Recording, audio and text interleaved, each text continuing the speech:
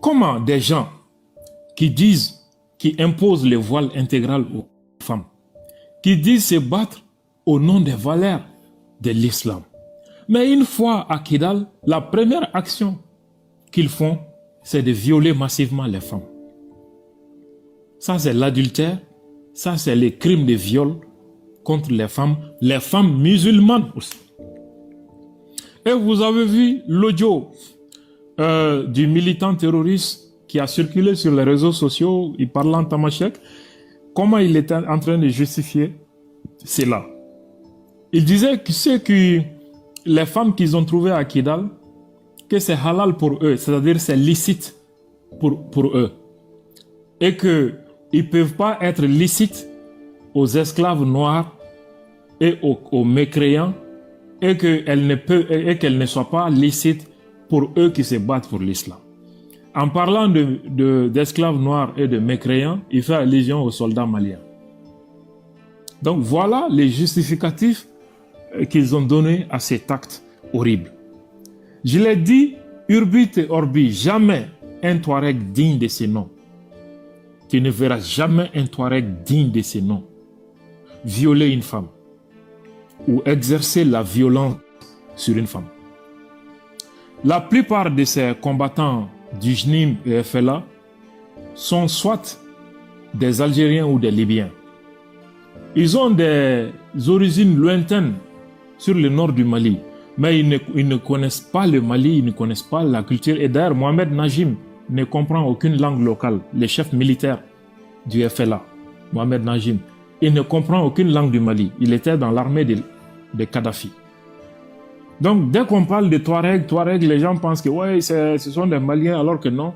La plupart d'entre eux sont soit des Libyens, soit des Algériens, des mercenaires libyens et algériens qu'on a fait venir au Mali pour semer le bordel. Et ils sont des mèches avec Al-Gabas Aguintala et Yadagali.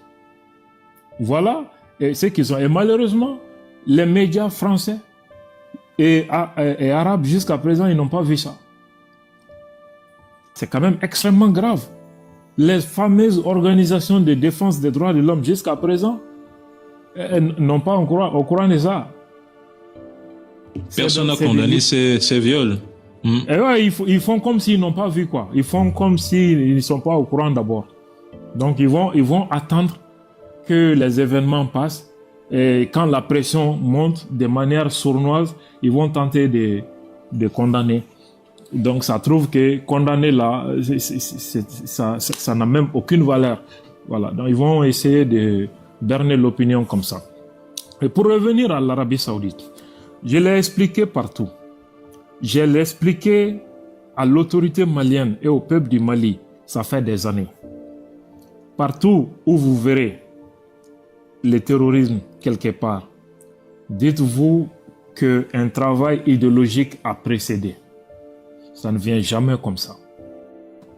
Les gens, au moment où ils décident de prendre des armes, ça trouve qu'ils ont fait au moins 20 ans pour travailler les terrains idéologiques. Partout dans le monde. Et partout où vous verrez une organisation terroriste, partout dans le monde, c'est que il y a l'idéologie salafiste derrière. Toutes les organisations terroristes du monde sont fondées sur l'idéologie salafiste, financée et diffusée dans le monde par l'Arabie Saoudite. Ça, c'est très clair. Donc, au Mali, nous avons suivi le même processus. Je l'ai expliqué, ça fait des années que je suis en train d'expliquer ça aux autorités et au peuple du Mali. Ça m'a valu tout. L'État même m'a combattu pendant longtemps pour ça. On était dans les dénis. Ça m'a même valu des peines d'emprisonnement sur du faux, en dépit des preuves matérielles dont je disposais. Ça m'a valu toutes sortes d'humiliations et de méchanceté à la fois de certaines populations et même de l'État, qui ne voulait pas du tout regarder en face ce phénomène. Nous sommes aujourd'hui devant un fait accompli. Je me demande même si ce n'est pas trop tard. Si c'est même pas trop tard, parce que ce phénomène a commencé quand? Depuis l'indépendance de notre pays, bien avant l'indépendance, il y a eu, l'Arabie Saoudite a tenté certaines infiltrations dans notre pays. Ça a occasionné des conflits confessionnels au Mali pour la première fois autour de l'islam. Et donc, les premiers dirigeants du Mali, Modibo Keïta, se sont inspirés de ces événements tragiques. Et donc, le Mali, dès la Première République, a opté pour la laïcité. Et donc, Modibo s'est catégoriquement opposé à la diffusion d'une nouvelle version de l'islam dans notre pays.